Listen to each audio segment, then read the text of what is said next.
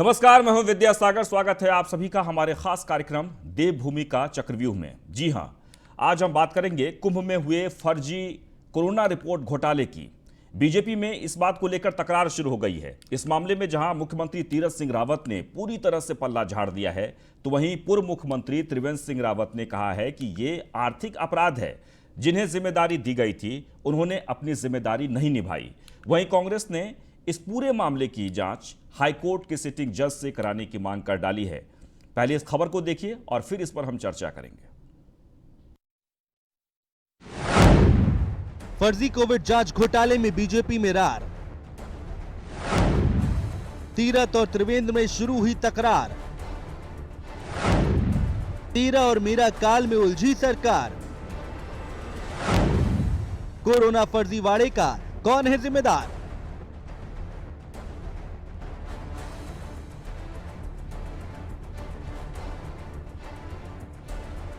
हरिद्वार कुंभ के दौरान हुए फर्जी कोरोना रिपोर्ट घोटाले में पूर्व मुख्यमंत्री त्रिवेंद्र सिंह रावत और वर्तमान मुख्यमंत्री तीरथ सिंह रावत के बीच ठन गई है।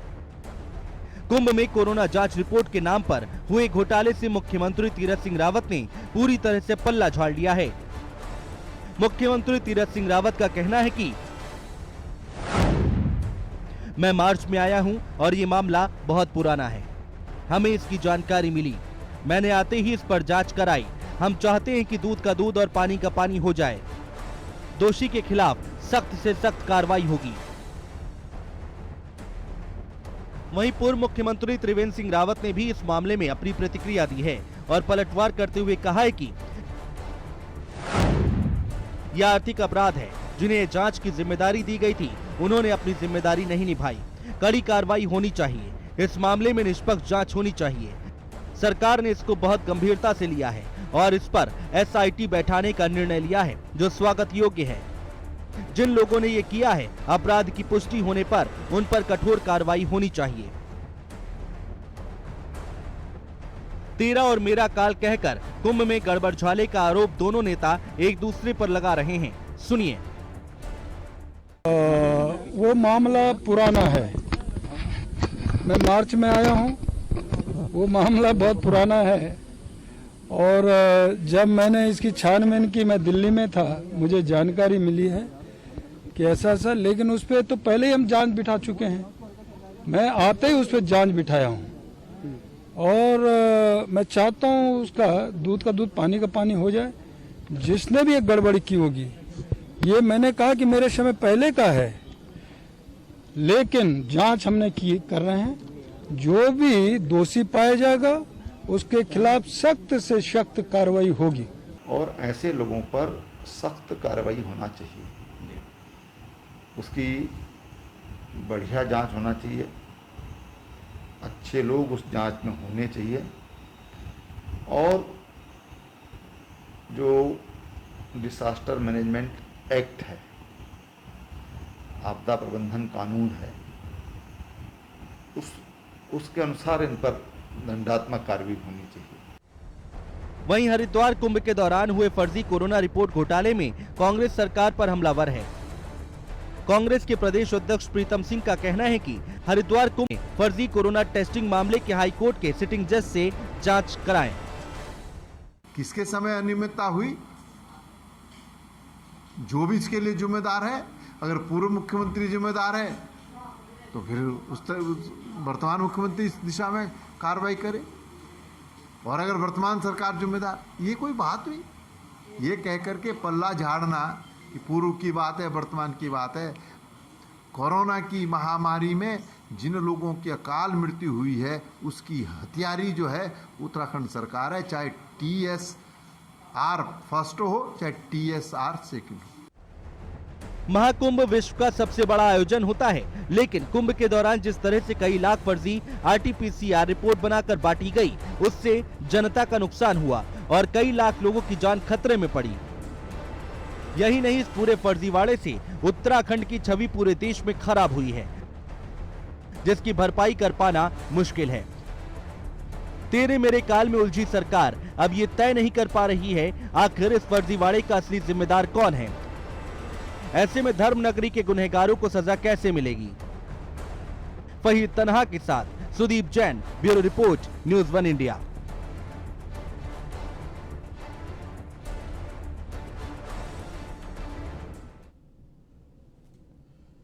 तो सीएम और पूर्व सीएम दोनों आमने सामने आ गए हैं बयान को लेकर। दरअसल फर्जी कोरोना जांच को लेकर लगातार इस पर अब बहस छिड़ गई है कि आखिरकार गड़बड़ी कहां से शुरू हुई। और आपको एक थोड़ा सा हम ये बता देते हैं कि जिला प्रशासन और मेला प्रशासन, ये दोनों के बयान में भी अंतर है।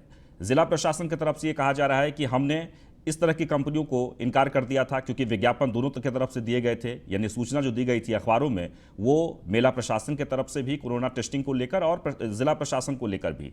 लेकिन मेला प्रशासन की तरफ से ये कहा जा रहा है इस मामले में कि इसमें सब कुछ सही पाया गया था और इसलिए हमने ये टेंडर दिया। सवाल यह है कि सब कुछ सही कैसे था, ये अभी मामला जांच का है और जांच इस पर शुरू भी हो गई है। लेकिन सबसे बड़ा सवाल ये उठता है कि लाखों की जिंदगियों का सवाल है और इसमें सबसे जो दोषी है वो कौन है, किसने ये गड़बड़ी की। चलिए हमारे साथ इस वक्त जो मेहमान हैं विनय गोयल साहब, बीजेपी के प्रवक्ता, बहुत बहुत स्वागत है आपका। डॉक्टर प्रतिमा सिंह, कांग्रेस के प्रवक्ता, आपका भी बहुत बहुत स्वागत है। और संजय भट्ट जो कि आम आदमी पार्टी के प्रवक्ता हैं, आपका भी बहुत बहुत स्वागत है। हम शुरुआत करते हैं और सबसे जो मुख्य मुद्दा है आज वो ये कि रावत वर्सेस रावत, यानी सीएम वर्सेस पूर्व सीएम। दोनों बयान में सीएम कह रहे हैं कि मेरे काल में नहीं हुआ है, जो वर्तमान सीएम है, और पूर्व सीएम का ये कहना है कि मुझे आई थिंक जो यहाँ तक याद है कि उस समय में सिर्फ नोटिफिकेशन हुआ था, टेंडर मेरे समय में नहीं हुआ था। ठीक है, जांच के बाद ही दूध का दूध और पानी का पानी होगा, जैसे कि तीरथ सिंह रावत कह रहे थे। लेकिन सवाल ये है कि सबसे पहले हम बीजेपी प्रवक्ता विनय गोयल जी के पास आना चाहेंगे और आपसे जवाब लेना चाहेंगे कि इतनी बड़ी गड़बड़ी हो गई, इतने लोग प्रभावित हो गए और फिर भी प्रशासन को या सरकार को इसकी भनक तक नहीं लगी। कैसे ऐसे कंपनियों को, जो बार बार जिला प्रशासन की तरफ से कहा जा रहा है कि मैक्स कॉर्पोरेट सोसाइटी जो आईसीएमआर में लिस्टेड भी नहीं है, उसे इनकार कर दिया गया था, उसे टेंडर से निरस्त किया गया था, उसे मना कर दिया गया था, फिर भी मेला प्रशासन की तरफ से दिया गया। ऐसे कैसे हो सकता है जी? नहीं, देखिए, समाज में सब तरह के लोग हैं, अच्छा करने वाले लोग भी हैं और बुरा करने वाले लोग भी हैं। बहुत सारे लोग कुंभ के समय पुण्य लाभ के लिए काम कर रहे थे और वो अपना सब कुछ दांव पर लगाकर ईश्वर की कृपा पाना चाहते थे। लेकिन कुछ लोग ऐसे भी जरूर होते हैं समाज में जो ऐसे अवसरों पर पाप करने से पीछे हटते नहीं हैं और इतने पुण्य के अवसर पर भी जिन्होंने पाप करके लोगों की जान को खतरे में डालने का काम किया है, न तो बख्शेगी और न ही ईश्वर ही किसी प्रकार की कोई माफ। और मैं आपको यह विश्वास दिलाना चाहता हूं आपके चैनल के माध्यम से कि हमारी सरकार ने जैसे ही ये प्रकरण संज्ञान में आया है उसके बाद तुरंत जांच बिठाई है। माननीय मुख्यमंत्री जी का भी बयान में सुन रहा था और उसके बाद कड़ी से कड़ी कार्रवाई उनके ऊपर की जाएगी जो इस घोटाले में दोषी पाए जाएंगे। नहीं, लेकिन सवाल ये है विनय गोयल जी, ठीक है, अब मामले में जांच होगी क्योंकि मामला जो है तुल पकड़ लिया है तो जांच तो करानी ही पड़ेगी, जांच भी होगी और इसमें दोषी कौन होगा या सब कोई बरी हो जाएंगे ये भी इसमें कुछ तय नहीं है। क्योंकि देखिए, अब नालवा लैब की तरफ से जो मैक्स कॉर्पोरेट सोसाइटी के जो हिस्सा रहे हैं नालवा और डॉक्टर लाल चंदानी, उसमें नालवा ने सीधे कहा है कि मैं तो कभी जमीन पर भी नहीं गया, मैंने तो टेस्ट भी नहीं किया और मेरा जो लेटर पैड है वो गलत तरीके से वहां पर इस्तेमाल किया जा रहा था और हम भी हाई कोर्ट जाएंगे। सवाल यह है कि इतने सारे फर्जीवाड़े वहां पर हुए और ये बात किसी को जानकारी नहीं मिली, ये कैसे हो सकता है? लाखों की जिंदगियों का सवाल है।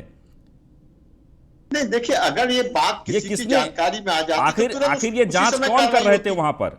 जब मैक्स कॉर्पोरेट सोसाइटी के पास किसी प्रकार के संसाधन नहीं थे, वो जमीन पर कोई अस्तित्व नहीं था, तो जांच कैसे हो रही थी वहां पर? कौन कर रहा था जांच? कैसे फर्जीवाड़े वहां कर रहे थे? और इतने सारे पैसे, इतने सरकार जो पैसे दे दिए हैं, पेमेंट हो गया है, कुछ पेमेंट बाकी है अभी, लेकिन इतने सारे पैसे निकल गए तो वह कैसे हो सकता है? इतने अधिकारी जब तैनात हैं, क्या सब अधिकारियों ने चुप्पी साध रखी थी? उन्हें कोई मतलब नहीं था? नहीं, देखिए, बिल्कुल उनका भुगतान रोक दिया गया है और अगर उनके पास कोई भी इस तरह का पेमेंट गया होगा तो उनसे बिल्कुल निश्चित रूप से रिकवरी की जाएगी। उन्हें किसी प्रकार से कोई छूट देने का कोई सवाल ही नहीं उठता। चाहे त्रिवेंद्र सिंह रावत जी हो, चाहे तीरथ सिंह रावत जी हो, दोनों ने कहा है सख्त से सख्त कार्रवाई होनी चाहिए। और मुझे लगता है कि जो इस पुण्य काल में जिन्होंने पाप करने का काम किया है, सरकार उनके खिलाफ कड़ी अब से सवाल कड़ी यह है कार्रवाई कि करेगी। चलिए डॉक्टर प्रतिमा सिंह, हम आपसे जानना जी। चाहेंगे, आप लोगों की तरफ से भी कहा गया है कि अगर इस मामले की न्यायिक जांच नहीं होगी तो हम सड़कों पर उतरेंगे। जी। सवाल यह है कि जी। मुख्यमंत्री कह रहे हैं कि हमारे कार्यकाल में ऐसा नहीं हुआ है, पूर्व मुख्यमंत्री कह रहे हैं कि हमारे कार्यकाल में भी नहीं हुआ है। उन्होंने कहा कि हमारे समय में सिर्फ नोटिफिकेशन जारी हुआ था। सवाल यह है कि सब एक दूसरे को पल्ला झाड़ रहे हैं। हम ये शिकायत नहीं कर रहे हैं, हम आरोप भी नहीं लगा रहे हैं, हम सच जानना चाहते हैं। सवाल यह है कि लाखों की जिंदगियों के साथ जो खिलवाड़ हुआ है, कौन इसका दोषी है, कौन जिम्मेदार है? क्या सिर्फ ये कह देने से, क्योंकि मेला प्रशासन और जिला प्रशासन में भी ये बातें सामने आ रही है, वो उनका नाम कह रहे हैं, वो उनका नाम कह रहे हैं, वैसे ही सरकार की तरफ से भी ये बातें कही जा रही है। सवाल यह है कि जिम्मेदार कौन है इसमें? बिल्कुल, बहुत विद्यासागर जी, बहुत सही बात आपने करी है कि ये कह देने से कि ये मेरे कार्यकाल में नहीं हुआ, ये किसी और के कार्यकाल में हुआ, ये तो बड़ी अजीब सी बात हो गई कि जिस तरीके से अब भाजपा की सरकार तब भी थी जब TSR 1 थे, भाजपा की सरकार आज भी है जब TSR 2 है। तो ये तो वही बात हो गई कि अगर आप ये कहते कि कांग्रेस की सरकार के कार्यकाल में हुआ, हमारे नहीं हुआ, तो जनता समझती। लेकिन यहाँ तो जो आप उठा पटक अंदरूनी जिस तरीके की ये कड़वाहट आप सड़कों पर लेके आ रहे हैं, इससे साफ समझ आ रहा है कि भारतीय जनता पार्टी के अंदर कुछ भी ठीक नहीं है। अब आप समझिए, आते हैं टेस्ट पे। अभी आपने टाइम्स ऑफ इंडिया की रिपोर्ट पढ़ी होगी, उसमें उन्होंने क्लियरली कहा है कि करीब 1 लाख नहीं, 1 लाख तो सिर्फ हम आंकड़े लगा रहे हैं, अनुमान लगा रहे हैं, 4 लाख के करीब टेस्ट ऐसे हैं जो कि फेक साबित हुए हैं। और आपने खुद बताया वो एक कंपनी है जिसका दिल्ली का एड्रेस फेक, जी, वो मैं कल ही खुलासा कर चुका हूं। जो एड्रेस, जो कंपनी का एड्रेस जो दिया गया था, उसका खुलासा मैं कल ही कर चुका हूं। उस ऑफिस में, उस एड्रेस पे कुछ नहीं है। के माध्यम से जनता के सामने लाना चाहती हूँ कि आपको ये लग रहा है कि ये सिर्फ या वहां के अधिकारी इसमें दोषी है। आपके ही चैनल पे मैं बैठी थी और मैंने कहा था कि जो लोगों को टेंडर मिला है उन कंपनियों की भी पूरी जांच होनी चाहिए कि किन किन कंपनियों का भारतीय जनता पार्टी के मंत्री और नेताओं से कनेक्शन है, जो कि ये सिर्फ ये एक इकोनॉमिक ऑफेंस के साथ साथ आपने लाखों लोगों की जान को भी खतरे में डाला। जी, चलिए, समझिए, 354 रुपए, बस मुझे 10 सेकंड दे दीजिए, 10 सेकंड। 354 रुपए पर टेस्ट के हिसाब से सरकार पे कर रही थी प्राइवेट लैब को। अगर मैं इसको 4 लाख टेस्ट से जोड़ के देखती हूँ तो ये 14 करोड़ 16 लाख रुपए का स्कैम है जी। तो ये तो वही उतना स्कैम है जितना सामने आया है। अभी आप घर पर घर निकालते जाएंगे और अगर जुडिशियल इंक्वायरी होगी और कोई भी तो आप आदमी देखिएगा ये इतना बड़ा घोटाला, इतना बड़ा होगा। स्कैम कोई एक आदमी या कोई कंपनी नहीं कर सकती जब तक सह न बिल्कुल नहीं मिलता कर हो। सकती। मैं संजय भट्ट के पास, देखिए, हम ये सवाल नहीं उठा रहे हैं, क्योंकि जो परिस्थितियां वहां पर पैदा हो रही है उस परिस्थिति को लेकर हमें जवाब चाहिए। हम एक की बाद एक खुलासे कर रहे हैं और न्यूज़ 1 इंडिया पहले दिन से ही इस बात को लेकर हम सवाल उठा रहे थे कि आखिर हरिद्वार में इतनी भीड़ आ रही है, लेकिन जो रिपोर्ट वहां आ रही है, जब डीएम अपना पीठ थपथपा रहे थे, मुख्यमंत्री के सामने लगातार जो रिपोर्ट दे रहे थे कि पूरे देश भर में जो भी रिपोर्ट आ रही है यानी कोरोना टेस्टिंग को लेकर सबसे ज़्यादा हम यहाँ पर टेस्ट कर रहे हैं और हमारे पास 2000-3000 कोरोना पॉजिटिव निकल रहे हैं। उसी दौरान भी हम लोग ये खबर दिखा रहे थे और हम बता रहे थे बार बार कि ऐसे कैसे संभव हो सकता है। संजय भट्ट साहब, आप क्या कर रहे हैं? जी विद्यासागर जी, देखिए, बिल्कुल आपकी बातें जो हैं, आपके जो सवाल हैं वो वाजिब हैं। और भारतीय जनता पार्टी की जो सरकार है वो पिछले 4.5 पौने 5 साल से वही सरकार है। अब TSR 1 ने किया हो या TSR 2 ने किया हो, जी, जिसने भी किया हो, अगर आज के मुख्यमंत्री कहते हैं कि पूर्व वालों के काम है ये, तो पूर्व मुख्यमंत्री को जेल भेजिए ना, त्रिवेंद्र सिंह रावत जी को जेल भेजिए अगर उनके समय का काम है ये। सीधी सी बात ये है कि ये घोटाला जो हम देख रहे हैं, उत्तराखंड के हाईकोर्ट ने साफ साफ कहा था उत्तराखंड की सरकार को कि 50,000 कोरोना टेस्ट रोजाना होने चाहिए। अब इन्होंने एक तरह से तो ये हाईकोर्ट के जो आदेश थे उसके कंडेम्ड ऑफ कोर्ट भी है, यानी उनको झूठे आंकड़े पेश किए गए। एक मामला ये भी बनता है कि ये हाईकोर्ट के जो आदेश थे 50,000 रोजाना टेस्ट करने के, उसमें भी ये एक कंडेम्ड ऑफ कोर्ट बनता है उत्तराखंड सरकार का। कि ये टेस्ट झूठे भर के दिखा दिए और हाईकोर्ट को बता दिया कि हमने इतने टेस्ट किए हैं। हमारी मांग है कि इसका ऑडिट होना चाहिए, ऑडिट होके साफ साफ पता चलेगा कि ये कितने केस हैं। अभी हम 1 लाख और 4 लाख के ठीक है, घूम रहे हैं। ठीक है, आपकी बात हम समझ गए। विद्यासागर जी, मैं थोड़ी सी बात पूरी करना चाह रहा था विद्यासागर जी। और दूसरा मामला वो भी है कि जब इतने लोगों के फर्जी टेस्ट हुए हैं तो इसका मतलब वहां कोरोना टेस्ट नहीं हुए, तो कोरोना टेस्ट नहीं हुए तो उससे 1 से लेके 1 लाख 2 लाख कितने लोगों की जान भी गई होगी। तो इसमें धारा 302 यानी हत्या का मुकदमा भी दर्ज होना चाहिए।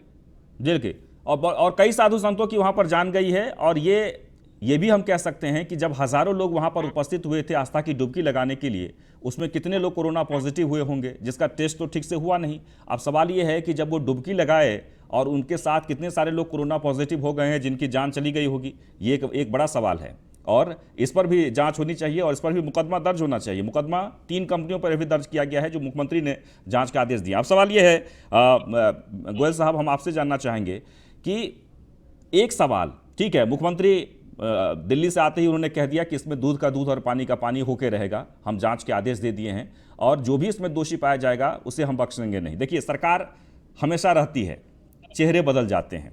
सवाल यह है कि आपने जिस कोऑर्डिनेशन के लिए उत्तराखंड मेला को सुदृढ़ तरीके से चलाने के लिए जिला प्रशासन और मेला प्रशासन अलग अलग निर्धारित किए थे, क्या उनके विचार वहां पर अलग अलग थे? क्या उनमें आपस में कोऑर्डिनेशन नहीं था? क्या लोग अपने अपने डिपार्टमेंट को साली देख रहे थे? उन्हें कोई मतलब नहीं था एक दूसरे से कोऑर्डिनेट करने के लिए? डीएम के पास, क्योंकि मेला प्रशासन की तरफ से कहा जा रहा है कि मेरे पास एक्सेस नहीं था देखने के लिए पोर्टल को कि कितने सारे लोग कोरोना पॉजिटिव हुए हैं, क्या टेस्टिंग हो रही है। जिला प्रशासन की तरफ से कह रहा है कि इसमें हम तो कोई दोषी है ही नहीं। सूचना जब आप दे रहे हैं और जब मना किया जा रहा है टेंडर को लेकर कि इस कंपनी के पास कोई आधार नहीं है, अस्तित्व नहीं है, फिर भी वो दूसरे कंपनी को अनुबंध करके साथ में लेकर और फिर आप करवा रहे हैं, यानी ये कैसा खेल हो सकता है? नहीं, देखिए, मैं आपको सबसे पहले तो ये बात कहना चाहता हूं। अभी मैं संजय भट्ट जी की बात कह रहा था, सुन रहा था, तो उन्होंने सीधे सीधे कह दिया कि साहब 1 लाख लोग मर गए होंगे, 2 लाख लोग मर गए होंगे। क्यों इतने लोगों के मरने की आप कामना करते हैं? जरा अपने आप शब्दों पे तो गौर कीजिए, आप बोल क्या रहे हैं। और जिस प्रकार से आपने सीधे कह दिया कि मुख्यमंत्री को जेल भेज दीजिए, आपने अपने दिल्ली राज्य में किस प्रकार की घटनाएं हुई है और किस तरह की बात होती है। और दूसरी, देखिए, जांच का विषय है संजय भट्ट साहब, संजय भट्ट साहब, ये जांच का विषय है, मामले में जांच हो रही है, हम किसी को दोषी नहीं ठहरा सकते हैं। के बारे में नहीं बोला, चलाना चाहिए और साथ साथ संजय जी एक मिनट, देखिए संजय जी, हम किसी को दोषी नहीं ठहरा सकते हैं, हम सवाल उठा सकते हैं। गिर गया, संजय जी, कौन सी सरकार? अरे संजय जी सुनिए, सुनने की आदत डालिए, अपने टर्म में बोलिए। संजय जी, मामले में जांच हो रही है, जो भी दोषी होंगे उस पर कार्रवाई होगी। हम दोषी किसी को नहीं ठहरा सकते हैं, हम सवाल उठा सकते हैं और सवाल का जवाब ले सकते हैं। जी बोलिए। दूसरा, मैं दूसरी बात मैं आपको ये बताना चाहता हूं कि निश्चित रूप से कुंभ इन परिस्थितियों में कराना एक बहुत बड़ी चुनौती था और उस कुंभ को सफलतापूर्वक हमारे शासन प्रशासन ने, सरकार ने संपन्न कराया। तरह तरह की आशंकाएं थी और मैं आपको याद दिलाना चाहता हूं कि जब प्रयागराज में कुंभ हुआ था तो लगभग 25 करोड़ लोगों ने वहां भाग लिया था और सभी संस्थाएं, सभी जनमानस ये सवाल उठा रहे थे कि किस प्रकार से हम इस संख्या को नियंत्रित करेंगे। हमने हजारों गाड़ियों को वापस भेजा जिनके पास RT-PCR की रिपोर्ट नहीं थी और हमने इसको नियंत्रित करने का काम किया और सरकार ने जो आवश्यक व्यवस्था थी RT-PCR टेस्ट कराने की और कोविड टेस्ट कराने की, वो व्यवस्था कराई। ये अगर कुछ लोग उसमें घपला करते हुए पाए गए हैं तो उनको सरकार बख्शेगी नहीं। जिसने गलत किया है वो ठीक है, वो ठीक है विनय गोयल साहब, वो ठीक है। बार बार आप लोग ये बात कह रहे हैं, कल भी जो आपके प्रवक्ता थे वो यही कह रहे थे कि बख्शे नहीं जाएंगे, हम भी ये कह रहे हैं जांच होगी, बख्शे नहीं जाएंगे। लेकिन ये नौबत क्यों आई? सवाल ये है कि जब हमको पता है कि ये चीजें ठीक नहीं है, ये गलत है, फिर भी हम अगर उसको संरक्षित करें, उसे संरक्षण दें और उसे ये कह दें कि घोटाला करे, तो ये कैसे संभव हो सकता है? आप लाखों विद्यासागर जी, यही तो जांच का विषय है ना कि क्या किसी ने संरक्षण दिया। अगर जिसने संरक्षण दिया, जांच में जो नाम सामने आएगा उसके खिलाफ कार्रवाई होगी। जी, प्रतिमा, यही तो जांच हो रही है कि किसने संरक्षण दिया, किसने ऐसे लोगों को बढ़ावा दिया या किसने धोखाधड़ी की। प्रतिमा जी, यही तो जांच हो रही है। मिले हैं, 22 कंपनीज इन्वॉल्व है। आपने कहा कल परसों इनके एक प्रवक्ता बैठे थे, उन्होंने कहा था टेंडर हुआ था उसके बाद पास हुआ था, तो ऐसा हो ही नहीं सकता। मैं प्रतिमा जी की आवाज नहीं सुन पा रहा हूँ। ठीक है, ठीक है, वो हम दिखवाते हैं जी। इन्वॉल्व ना हो। देखिए अब दूसरी बात, हाई कोर्ट का देखिए कंटेम्प्ट कैसे है ये मैं आपको समझाती हूँ। 70 लाख लोगों ने ये डेटा अवेलेबल हुआ है, कुंभ में डुबकी लगाई श्रद्धा की, 70 लाख अप्रॉक्स हम ले लेते हैं। उस 70 लाख में खुद जो महाकुंभ समिति है उसका डेटा ये कह रहा है कि सिर्फ टेस्ट हुए हैं 2,15,000, सॉरी 2,51,000, और 2,51,000 टेस्ट में सिर्फ 24 तो ऐसे लोग हैं जो पॉजिटिव आए हैं।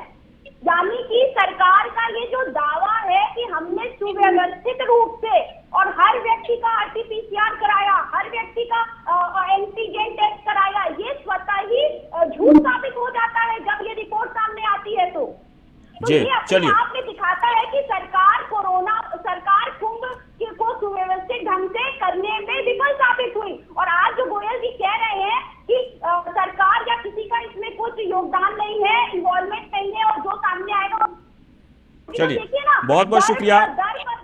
सवाल ये उठता है कि ठीक है, मामले में अब जांच होगी, जांच के बाद कार्रवाई भी होगी, लेकिन लाखों जिंदगियों का सवाल है, चूक कहां रह गई, लापरवाही कहां हुई? क्या कोऑर्डिनेशन नहीं बन पाया या फिर जानबूझकर इस तरह की कंपनियों को लाया गया?